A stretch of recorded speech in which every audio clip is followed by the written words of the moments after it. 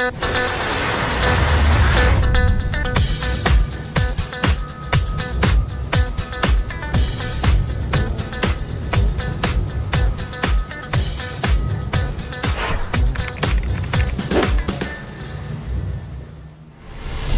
welcome listeners and viewers to another podcast of Compliance in Motion. I'm your host, Tony DeAscentis, CEO and co-founder of Ving, and I am super excited to have this guest here today who's carved some time out of his day to talk to us about his areas of expertise. So we have today the named partner of Auman, Mahan Furry. They are a legal professional association, and he is our guest today on Compliance in Motion. So here's some of Gary's background, which I think you all find very fascinating. So Gary is leading an OSHA and safety defense attorney with nearly 50 years of experience representing contractors across the country. He goes beyond the courtroom. Gary has built a reputation as an advocate for strong safety culture, leading safety councils, shaping recognition programs, and advising on critical issues like heat illness prevention and fall protection and beyond. So everybody give a big welcome to Gary Auman. Gary, how you doing today? I'm fine, Tony. How are you? Good. I'm glad to hear it. And we're really happy to have you as a guest on our program today. And I think we're going to cover some ground that is particularly interesting to our listeners. So listeners, make sure you have your note taker open, your pad of paper ready to go, bookmark the time slots of the key points that are of most interest to you. And we'll hopefully provide you some direction, tips, and insights. But as always, you can pick up the phone or email Gary or myself to get connected to learn more about his services and offerings, as well as how we can fit in to your areas of challenges and interests and help you over the hump. So Gary, let's start out a little bit by talking about, your background. You've been practicing law for decades with a focus on safety and employment issues. What first drew you to this area of specialization and practice? Well, Tony, my undergraduate degree before law school was in electrical engineering. I have a bachelor's degree in electrical engineering, which, as you know, is a technical area. I spent 4 years in the Air Force back in 1969 to 1973 doing that kind of work. Got out of there, came into law school. And after getting out of law school in 1976, I started actually doing workers' comp defense, which I've continued to do. But as OSHA began to become more relevant and more important in the lives of my corporate clients, my technical background helped me be able to understand and interpret the various technical OSHA standards, not only electrical standards, but all the OSHA standards. I come to use a scientific problem-solving process, which has worked really well in my representation of companies in OSHA. Oh. And then in addition to that, I got involved heavily in the safety area, just the practical safety area, if you will. I've been involved with our local Dayton, Miami Valley Safety Council for about 40 years. I chair our annual conference, and we promote safe workplaces to our safety council members. I've worked with safety councils around the country from a technical standpoint, and the National Safety Council when we were part of that organization. So I've become very heavily dedicated to having a safe workplace, to the point where I've actually turned down representation of clients because when we had our initial interview, I concluded that they did not have a commitment to safety. They were trying to get out of a heavy fine or whatever. They wanted me to try to get them out of something they got themselves into, that yet they had no commitment to safety. I could tell this by looking at their backgrounds. And I've turned representation of those clients down because I am very committed to protecting employees at the workplace. That's a very important distinction. I know that we operate a lot of about the same way when we're working with customers. We really want to make sure that there's a direct alignment of what we can deliver and what we can help them with. But at the same time, I applaud you for your recognition of wanting to work with people that, hey, they found themselves in a situation, but as a company, they've already had a culture and leadership and empowerment of employees to build a safe work environment. So when you're thinking about this kind of stuff and you're looking at your your portfolio business. Can you give us an overview of the kind of work that you would do for this target group of companies, the kind of work you and your colleagues at the firm would do? Sure, Tony. First of all, understand that in addition to, well, the largest percentage of companies we represent in the safety and health area are in the construction industry. We represent what I call manufacturing fixed situs, manufacturing distribution companies. But if I looked at our total client base in the safety and health area, I'd say we're probably 75% construction, 25% fixed situs. Now, we do workers' comp defense here in Ohio. That's a state program, basically. Hmm. And we do that for all kinds of employers. But at any rate, so in addition, over the years, I have developed a large number of clients that are trade associations for the construction industry, the National Insulation Association, the National Frame Building, and several regional associations. I'm involved with a group of roofing contractors in the Midwest Roofing Contractors. And I use that as a vehicle to get them to promote safety to their members. Oh, I've developed programs with all of my trade associations. We call it a Safety Recognition Award, which is an interesting concept where we grade at component parts of a company's safety program. What we do is we ask, they get an application that asks them questions about, let's say, their fall protection program, things like that. And we're looking for the subtleties in addition to the more obvious compliance issues. Um, could you give us like an example of a subtlety versus the obvious? Oh, yeah, sure. Yeah.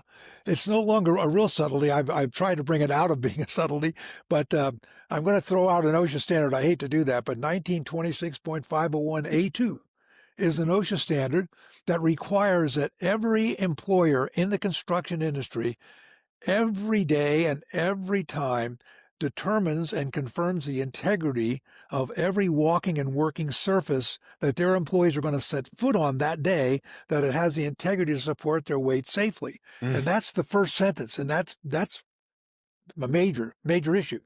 But the second sentence says if you determine it does not have the integrity, you cannot permit anybody on it. Well, the way it's worded is this: employees shall be permitted on a walking or working surface only after the employer has determined it has the integrity. So you can't put them in fall protection equipment and put them out on a surface you know may fail. If you know the surface may fail, you've got to fix it before they can go out there. And that's a subtlety. Very few employers, or I've defended quite a few employers who have missed that. They didn't either know the standard to begin with, or they didn't understand that second sentence. And then, of course, something that's very obvious is if you're working more than 6 feet above the ground, you must be protected from falls by either guardrails, personal fall arrests, etc. And let me throw one other quick subtlety out there. OSHA does not permit you to, you have to use conventional fall protection. You must use conventional. The old days where like roofing contractors were allowed to use things, we call them slide guards, where they would Hmm. nail a 2x4 across the roof, and Yeah. so if their employees were sliding down, their feet would stop. Can't do that anymore. That's not conventional. If you're on a steep sloped roof, you've got to use personal fall arrest systems or guardrails at the edge of the roof. Those are pretty much, or safety nets, but that's a little bit complicated. And very few employers seem to, well, I shouldn't say this, the smaller contractors, smaller roofing contractors don't understand that. I can tell you can't tell you the number of employers as I travel around the country speaking and representing my association clients and my own clients, drive by small construction sites with small roofing contractors and look up and see them working on a steep sloped roof. And the only protection the employees have is a 2x4 nailed across the shingles Gonna do it. because Yeah. they don't have anybody. They don't belong to an association. There's no really way of getting the message out, and that's where the value of OSHA. And I know our employer listeners to this podcast say the value of OSHA. Why is OSHA valuable? We need somebody to see that the employees for those small contractors who don't have any other way of getting the message get the message. Hmm. And if it takes an inspection and a citation, what they do.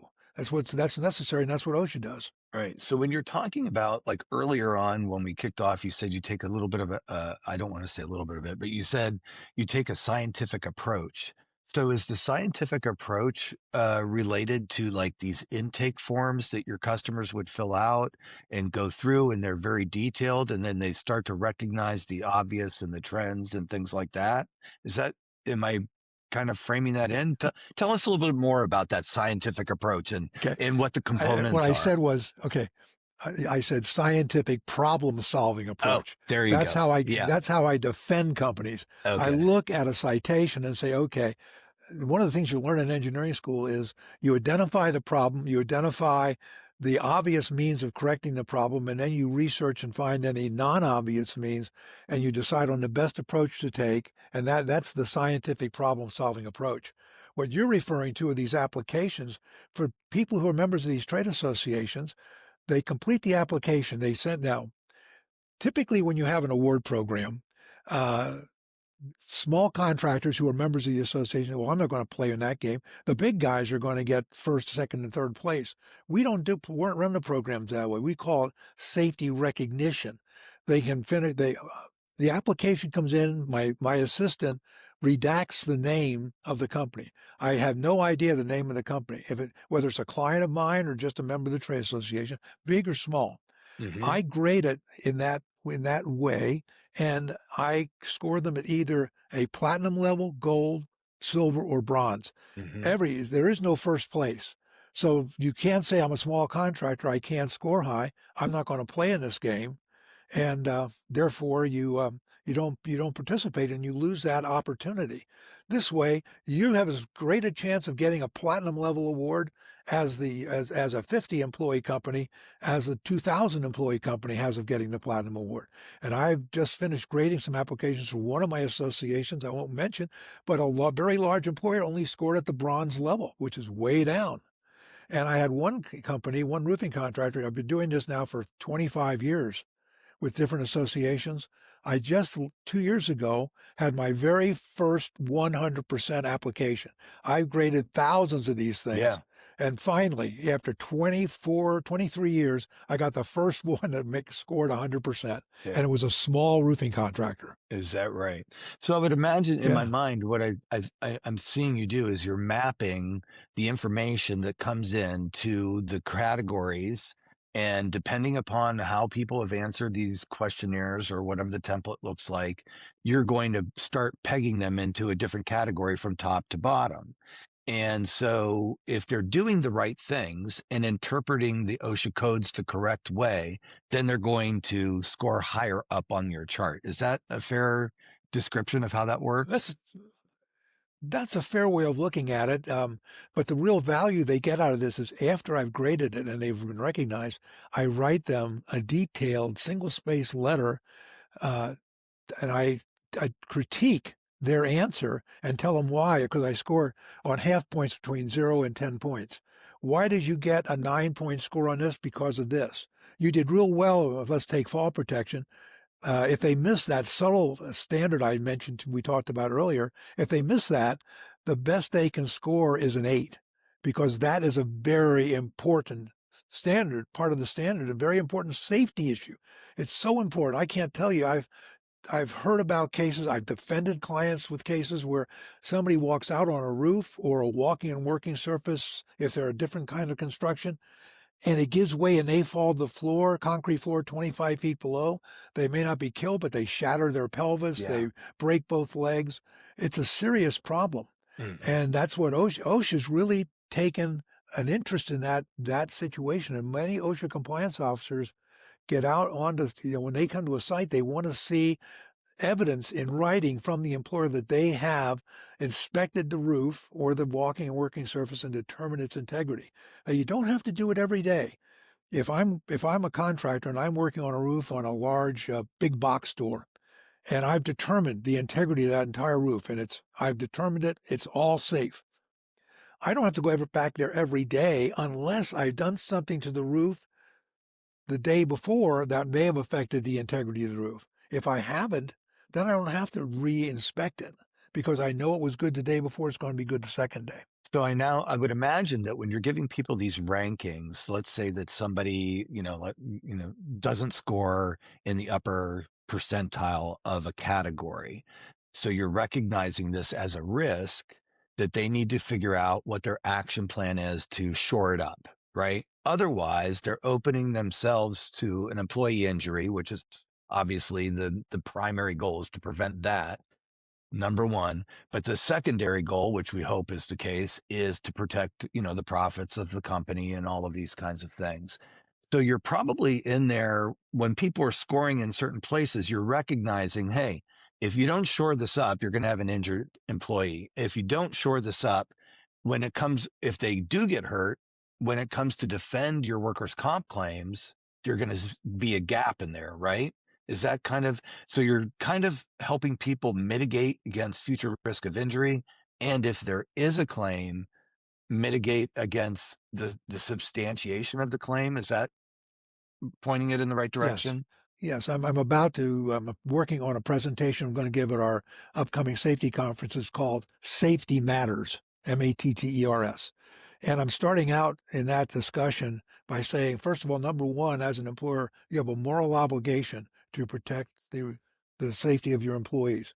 You're not doing that by saying safety is our number one value. That's a great statement. But you've got to walk the walk, or walk the talk. You can't say safety is our number one value and then have your employees out there being exposed to significant hazards because you're not doing what you're supposed to be doing. Getting back to what you just said, what I'm doing is I'm first of all telling in the letter, you need to protect your employees, and you missed this, and this is important. Number two, if you have an injury, it's going to be a serious injury because your employee is going to fall your 10, 15, 20 feet. You're probably going to have to report it to OSHA, which is going to bring OSHA out. And if you're a big employer, you're looking at a potential willful violation where the top penalty is 160,000 plus for one violation. And on top of that, you then got a workers' comp claim. And in some states like Ohio, we have our own safety codes, which are tied into workers' comp benefits, which can cost an employer a ton of money, just a huge amount of money. And that comes right out of pocket, even if you're insured under our state insurance fund. If you're found to have violated a state safety requirement, in addition to paying the OSHA fine, now you have to pay the employee up to 50% of the maximum benefit in the year of his injury or her injury. In Yeah. Ohio right now, it's about $1,200 a week, so that's $600 a week. You might have to pay that person for the rest of their life or as long as they're disabled. It could Hmm. cost you over $1 million. Sometimes, Tony, when I try to explain this to people, it's like I'm talking to a brick wall. It's Yeah. like I say it, they're nodding their heads, yeah, and then they go out and do what they've always done. We hear it all the time when we're talking to people is that, they're like evaluating whether or not they want to put it into a new system to track, process, report, identify trends and, things like this. And then sometimes they get right down to the end of it and they're like, well, for the past 20 years, we haven't had anything major happen. We're going to keep rolling the dice. I'm sure you've heard that many a times where Oh they're yeah, like, yeah, or they take all the time and energy. Hey, listeners, this is a big one. And if this is you should write it down and put it on your calendar. In the next 30 days, you're going to take action on this instead of just think about it. But there's a lot of folks that say, yeah, we'll get to that. We'll get to it. We'll get to it. But the reality of it is, you hire somebody like Gary to review your intake form. He puts you into a category. I bet you there's a lot of people that just let that report sit on a shelf before they implement process and procedure. So it's about taking action when you get these results. Now, when you're looking at these kinds of things, obviously, Gary, talk to us a little bit about um, you do the report, you identify the gaps, you give the direction to people, and now they have this nice paper-based system, but that's not enough because you have to be able to demonstrate that you did. What kind of processes do you see people putting into place after you get a report? I'm sure it's all over the place from automated systems to manual systems, but give us some insights as to like maybe some specific or an example of somebody who did the report and then they implemented a particular process or system to help them stay on top of it. sure. First of all, when I write the letter, now I know the name of the company. Up until that point, I don't know the name of the company to protect the integrity of the grading system. So now I know the name of the company. So the next year they come back, or then I may be at one of the meetings we have. I work with the association safety committee. They're there. I might pull them aside and say, hey, do you have any questions about that comment I made on your letter with regards to integrity, since we seem to be on that integrity of walking and working surfaces, they say, well, I'm not sure exactly we understand how to do that. Then I explain, you need to have somebody who's a competent person there. They have the knowledge to detect problems, look under, like they walk in let's say we're working on a warehouse. They walk under the roof, looking up to see if there's any rust or anything like that on it. That identifies weak spots. And then you put them in personal fall arrest system and you have them walk the top of the roof and you barricade off all those areas where the roof is weak. Nobody's allowed to go there until it's fixed, because you can't just use fall protection. And I explain it to them. That's one thing we do. The second thing is the next year we usually repeat the questions 2 years in a row. So if they participate let's say the first year, we ask between 5 and 10 questions, depending on how involved the association wants to get and how much they want to pay, because I've got to make some money at that. So I charge a minimal fee to the association, a lot less than I would charge if I were doing this just for an individual client. But at any rate, the associates, we get that second letter and I grade it. And when I'm writing the letter, I just grade it in the vacuum again. But when I write the letter now, I pull out the letter I wrote to them the year before. I look at what my notes are. And Interesting. I say, I write my letter. I say, hey, you did what I told you to do. Now you understand. You're telling me exactly how you solved the problem, how you solved the problem. There are times, depending on how complex it is, I will even put that in a letter. Here's what I made on this integrity issue. I may say in my letter to them, you did not show that you have any program to comply with this section of the OSHA standards. This is an important section. This is really detrimental to the potential or could cause serious injuries to your employees. And here's what I think you need to do. You need to inspect the bottom underneath the roof and the top of the roof. The person on top of the roof needs to work. Just what I said Yeah. a few minutes ago. Yeah. Right. So they Absolutely. get that in the letter. If I don't get it in the letter, then I get it in a conversation with them. So I think that, one of the things that I would believe is very important is the paper trail and the documentation. So if there is an issue and you have to go in and defend somebody against a workers' comp claim or something like that, being able to show consistent review by a third party, the gap analysis from one year to the other, showing progress and systems implemented.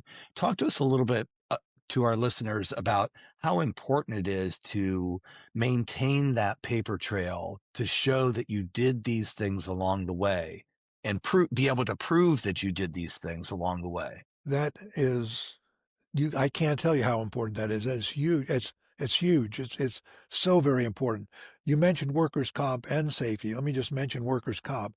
Workers' comp and OSHA are two different entities, because workers' comp, I believe in all 50 states, it isn't just about every state I'm familiar with, strict liability. That means it doesn't matter if the person violates a safety rule. Tony, I could have a safety rule that says sitting behind your desk there, you should be wearing safety glasses instead of non-safety glasses.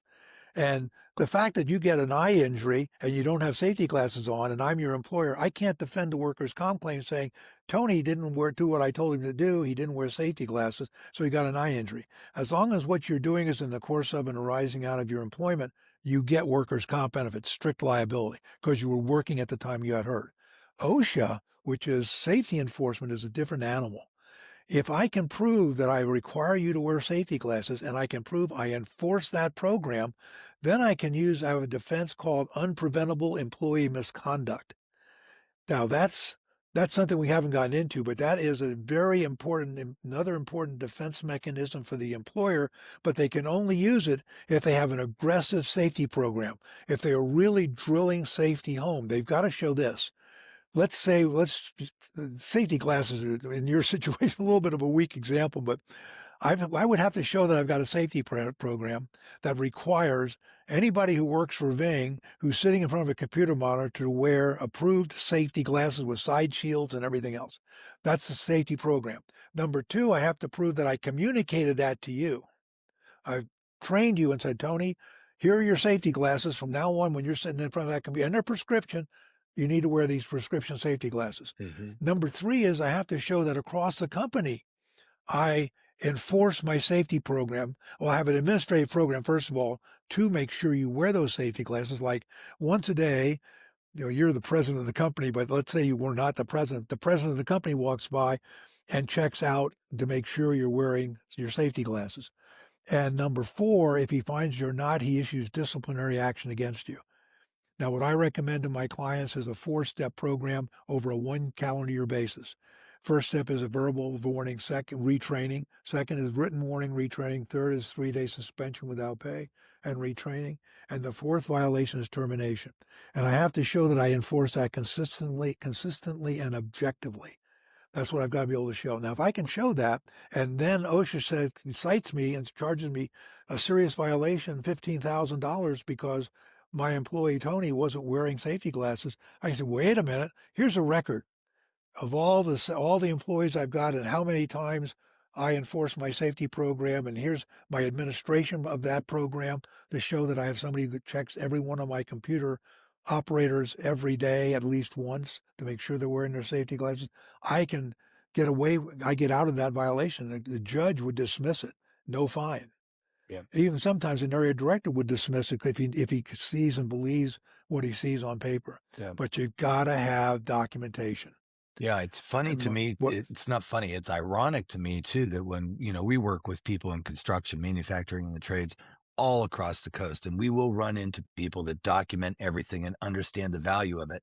But there's still a group of people out there that feel like if we documented it, then we get into trouble because somebody finds the document and maybe it they're thinking it's pointing something out that wasn't supposed to happen or did happen, or there's like some kind of a validation point that they wrote this down or something like that, so they'd rather not write anything down and write, they don't want to track anything. But the reality of it is that's the biggest that's the biggest risk, is that if you're not doing any of this, I think, would it be more understandable if they said, hey, we're afraid to write stuff down? Well, the only reason you're afraid to write stuff down is because you don't have the follow-on to make it happen. So somebody's going to come in and say, yeah, well, that's great, you wrote it down as part of your policy, it's in your safety manual, but you can't show me one instance for the past 12 months where you actually did any of those 4 things, right? Right.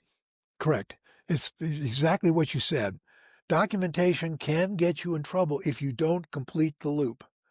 Doc, you've got to do what I explained. You have to have the safety rules. You got to communicate those rules. If all you have is a safety manual that says all of our employees will wear personal fall rest equipment whenever let's use a different example. Every one of our employees who uses a ladder to reach an elevated surface will ensure that the ladder is 36 inches above the edge of the elevated surface. That's a requirement. That's our safety. But I can't prove that I ever trained you on that. Okay? So then if it's there and OSHA comes out and they see the ladders are set up only 5 inches above the edge, and there's a reason for this, that it should be 36, they cite you for that, and you say, wait a minute, I've got a safety rule right here. They're going to say, well, that means that's possibly a willful now instead of a serious, because you knew what you needed to do, but you didn't make your employees do it. You've got to complete the loop. So I've got to have it, then I've got to train you, and then I've got to, and this is the biggest problem I have with my construction industry clients, you've got to have somebody walking that job site. It can be the site supervisor. I tell them at least twice a day, randomly, and morning and afternoon on a random, unannounced basis. So I'm the foreman. Let's see, it's 11:05. I think I'm going to walk the site right now. And I take a little clipboard and I've got a form on it that tells me, indicates things I see which may be wrong. Maybe there's nothing wrong that's great. I indicate walk the job site 11:05 to 11:20. No safety, everything in compliance. I've put that in a job file. And I can show that to OSHA. The one time I do walk it, though, and I see Tony without his safety glasses on, or he didn't set that ladder up properly, then I write that up and I say, okay, Tony, this is your verbal warning for 2025. You got 2 more essential warnings. And then if you have another violation this year, you're out the door. All right. So you better shape up. And you need to record the fact that you told Tony that so that you have a track record of it. It's not good enough to be just walking across the job site and say, hey, Tony, get those glasses put on and then keep walking, and that happens a lot, right? And then, so we have a lot of customers too that they've really empowered their employees to self-check each other, right? So, Right. That's it good. doesn't have to be a written warning if your colleague says, hey, why don't you have your glasses on? Put them on right now. But when your supervisor comes through and you want to back up your program, you need to make sure you have these recordable things going on, because Exactly. it's really going to help you out when you get into that area where you have a situation that you have to defend. Now, when it's one thing for a supervisor to be walking the site, it's another thing for OSHA to show up and say, let's walk the site together. So, and do these kinds of things. What are the common mistakes that you think people make when OSHA shows up unannounced, that they should probably be more aware of, or they should probably say, hey, if the OSHA person does show up, here's what I would do with them first, before you start just walking around a site, whether it's a manufacturing site or a construction site. What would you guide people to say? Okay. That's pretty simple and straightforward. Let's take the construction site first. What I tell my clients to train their site supervisors, I tell them you need to be aware of your environment the entire time you're on that job site. And if you're working on a building, you need to be paying attention to other unidentified vehicles and things like that. And if you see somebody drives up to your job site and you don't know who it is. You can't identify the car, but somebody gets out of that car, puts on a hard hat. It's a chance they're from OSHA. That's right there. So your options are this. Number one, what I tell them to do is probably the safest thing to do is shut the job site down for a few minutes till you identify if that's an OSHA compliance officer and what he or she plans to do. And then you decide whether to start working again or to leave the site shut down till they finish their inspection. If they're there because of, there are several national emphasis programs, which gives OSHA probable cause just to walk on a site, even though they don't see a safety violation. There's a national emphasis program in fall protection. OSHA is really using that this year. And heat illness prevention is another one. So they will walk on, especially construction, they'll walk onto a construction site and they'll walk up to the supervisor and say, I'm from OSHA. I'm not here necessarily to do an inspection yet, but I'd like to see your heat illness prevention program. I don't have one. Mm. Oh, okay. Now I'm going to do an opening conference. Let's get started. Yeah. If you need to have one of those in writing, and if it's a good one, the OSHA compliance officer may look at it. They may want to talk to one of your employees and say, do they encourage you to drink water a few times every hour? Do they have cooling off areas you can go to if it's real hot, et cetera? And the employee confirms that, they'll probably get in their car and drive away. Mm-hmm. But if you don't have the program, boom, that gets it started right then. But if you have the program, but you haven't really communicated it, and you're not using it, and your employees got a confidential interview and say, well, we ask for water. Sometimes there's water, sometimes there's not. Or no, we don't have any cooling off areas and we just work until we need a break. Then we have to ask permission to take a break. They haven't established a work rest regimen, things like that. That will get the inspection going. But as long as you've communicated and you're doing it, you'll be in good shape. And fall protection is the same way. And now, what this does, the problem is it gets the compliance officer to the job site. Once they have a reason to do the inspection because you didn't have a good fall protection program, you didn't have a heat illness prevention program, now they see other violations. Now they can broaden the inspection, make it what I call a wall-to-wall for fixed site as employers. Same thing there. What I encourage my clients to do is OSHA comes in the front door of your business and they say, we have a complaint. I had one of these about 10 years ago. He came in and he looked at my HR person and said, we have a complaint from Pete way back in the back corner of the shop that you don't have his machine guarded and he's exposed to a in-running nip point injury. And my client called me and said, Gary, what do I do? I said, is there a door near where Joe works? Yeah. I said, you take the compliance officer out, walk him around the side of the building, take him to that door, take him in, let him look at Joe's workstation because he has a complaint that's probable cause. But I don't want you walking through the entire plant because even though he might not find a problem with Joe, he sees 5 or 6 other problems, he's going to cite you for those. She says, oh, Gary, it's pouring down rain. It's muddy. I said, put on your boots and walk him around the building. And she Get an did it. umbrella. And she came back. She called me 2 hours later, said, thank you, thank you, thank you. I said, why are you thanking me? She said, that was the smartest thing anybody's ever told me. She said, he thanked me. He said, I know why you did what you did, and that's your absolute right in doing that. Joe's machine was fully guarded. There was no violation there. Joe's just a disgruntled employee for some reason. I have no reason to expand the inspection because I didn't see anything else that gives me any probable cause to go anywhere. The inspection's closed. I'm out of here. No violations. She said, yes. She says, I had a pair of boots handy, and we did get into ankle-deep mud walking around the building. But he said, you were perfectly within your rights. She was afraid he was going to get on her case about it, and he didn't. Maybe because she exposed herself to the same mud she exposed him to, but that was it. Probably something like that. I think that, a lot of people are, very concerned when OSHA would just randomly show up, but if they're not properly trained on how to start the process, how to lead the process, and how Right. to wrap it up, then you could, like you just said, you're just opening up yourself for folks to look at more different areas of the plant or the construction site when they're coming through. Not that you would be necessarily doing anything wrong in those other areas. It's just let's stay focused on why you're here in the first place, and let's make Right. sure we tackle that. I know that when I hear our customers or other people talk about, yeah, we had a site visit from OSHA, and 9 times out of 10, this is the common theme, is that when we showed them our documentation, when we showed them our calendar of training, when we showed them our scheduled walkthroughs, they really their interest in us falls way down because they're going to go Yes. someplace else because Yeah. they know Because there are plenty of employers out there who aren't doing those things. And right. let me take two quick things here.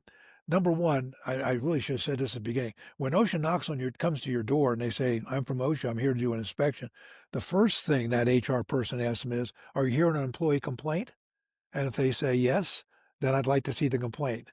You as an employer have an absolute right to see the complaint before you permit them in the plant.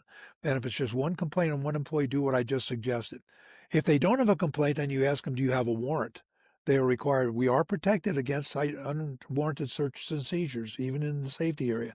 They have to show you a warrant. And if they don't have that, and they don't have probable cause, out the door. Now, there is, and I don't want our listeners here to just say, okay, that's what I'm going to do, start kicking them out. That's weighing things, and we don't have time to get into all the different things you weigh. Even though they don't have a warrant, you may find yourself saying, maybe it'd be a good idea, because what they want to see is right inside the front door. Maybe I'll let them see that and then get them out of here, because if they get a warrant, the judge may issue a wall-to-wall inspection warrant. So that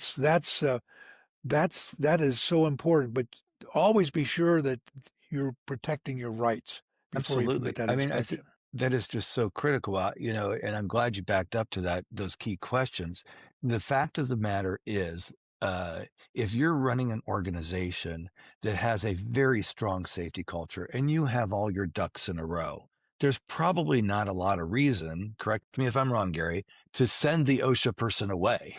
It's probably better to just say, what are you here to see? Understand what they need to know, and then show it to them. Because as soon as you send somebody away, they get a little bit more suspicious as to, well, why didn't they just let me in there right then and there? If you're running your facility, as I described it earlier, where you periodically are walking through the floor of the plant, making sure everybody's using their guards, they're wearing their PPE, etc., and you're confident in your people, yeah, that's a consideration.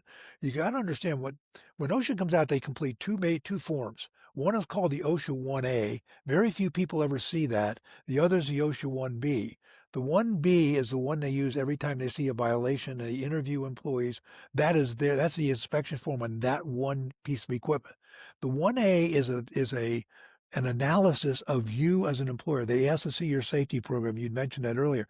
They're going to look at that. And it's going to be unsatisfactory, satisfactory. I think it's 4 or 5 different levels, like A, B, C, D, E. And the safety program, communication of the safety program, safety enforcement. They ask to see those things. And if you don't produce them and you're way down here in the bottom, they're going to really push for an inspection. If you're way up at the top and they really don't have a reason to be there, and you've got the heat illness prevention program or whatever, they're probably going to turn around and walk out the door if they had no other reason to be there than driving by. But you got to have your house in order today. Get your house in order today. Get your safety program written. Have somebody that knows what they're doing look at it for you. I think this is really transitioning into what the kind of like a final question for you as we round out our time together today, and that is preventative counsel.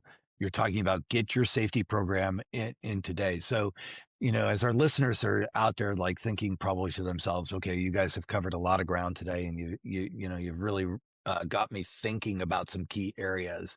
I think that you often talk to just by the nature of you being so involved with so many different groups besides your day-to-day practice, you have to talk about the importance of proactive compliance versus reactive compliance, obviously. Absolutely. What are some simple steps that you could like leave our listeners with that you would consider to be, hey, here are three proactive compliance things that you should walk away and get on your task list today to position yourself for success? Very, very, very quickly. Number one, if you're in fixed situs industry, do you have a machine guarding program? Do you have a lockout, tag out energy program to do maintenance work? Do you have a training program? Those three things. And then, and a personal protective equipment program. Do you have those? Are those critical parts of your safety program? If they are, then also think about heat illness prevention. Get that in there also. And then the second part is, do you train them, your employees, and do you have training records? If you don't train them, if you've never trained them, break some time out now in the next couple of weeks and bring your employees together and sit them down and go over maybe just 20 minutes. Bring coffee and donuts, bring them all together in the break room and sit them down and say, well, today we're going to talk about machine guarding, how important it is, and why I've seen some pretty gruesome injuries of people wiring out machine guarding so they Yeah. can remove the guard and still operate the machine. You don't want them to do that. You want to explain to them how important it is to their safety and how committed you are to their safety. And again, each time you remind them of enforcement. And in construction, it'd be fall protection, ladder safety, personal protective equipment are the three biggies in construction, and heat illness prevention, four biggies. Do you have programs for those four things? Now, that's not all, but those four. And then you start looking at all the other things. Oh, wait a minute, I've got some powered industrial, I've got some all-terrain forklifts. Ooh, how do you deal with those? How do you train your employees? Then start adding those components. Same thing. If you don't train them, set some time aside. Bring in coffee and donuts in the morning. Put your crew pull them together into the job trailer. Or if it's a nice day outside, say, okay, today I want to talk to you about fall protection. I've noticed a couple of you, I haven't done anything about it, haven't been wearing your fall protection all the time. Mhm. And we're not going to be able to tolerate that anymore. Consider this to be your warning. We're going to start enforcing these areas. That's so important. And the same thing would be in fixed situs industries. Leaving with that message. Although we may have been a little bit soft on safety, we're going to start tightening up on it because we're really concerned about you. Every day almost in the newspaper here in Dayton, Ohio, I see somebody injured in an industrial accident or a construction accident. Mhm. There's really no excuse for that if you're watching what your employees are doing. And I say that as a layperson. OSHA says it as a professional safety people. I can just say it to you and tell you need to do it. OSHA says, yeah, you need to do it, and here's what it's going to cost you for not doing it. Yeah. Yep. Absolutely. So documentation, training, and follow through. These are like my Right. three key takeaways here. Of course, those are very big Exactly. buckets, but listeners, if you have yourself organized around documentation, training, and follow through, and then have a process, a way of doing each one of those silos, you're setting yourself up for success. And when Gary and I say setting yourself up for success, that means your employees, less injuries. They get to go home in the same condition that they came to work today, and you get to be recognized as a socially conscious employer. And we all know that in the construction industry, it is extremely hard to find people to come to work, stay at work, and become a long-lasting, Oh, loyal yes. employee. The Yep. one way that we can really attract people is to pay attention to our safety culture and make it a part of where this person has decided to work and not a footnote. Well, Gary, I wanted to thank you so much for attending our podcast today and being our special guest. You certainly have left us with a lot to think about, and hopefully our listeners are also walking away with a nice list of items that they can take action on right away, including Reach out to Gary and his firm and see if there's an opportunity for you to use their services to get your ranking and a documented path forward to close up your gaps, not only for your employees' safety, for that of your business. So listeners, thank you so much for attending today. If you found this session helpful, please like, subscribe, share, tell a colleague about Compliance in Motion podcast. We cover all the latest and greatest on compliance and safety across a multitude of industries, and we'd love to have you and your colleagues as listeners. Gary, thank you so much. Have a great day. Tony, thank you. Thank you.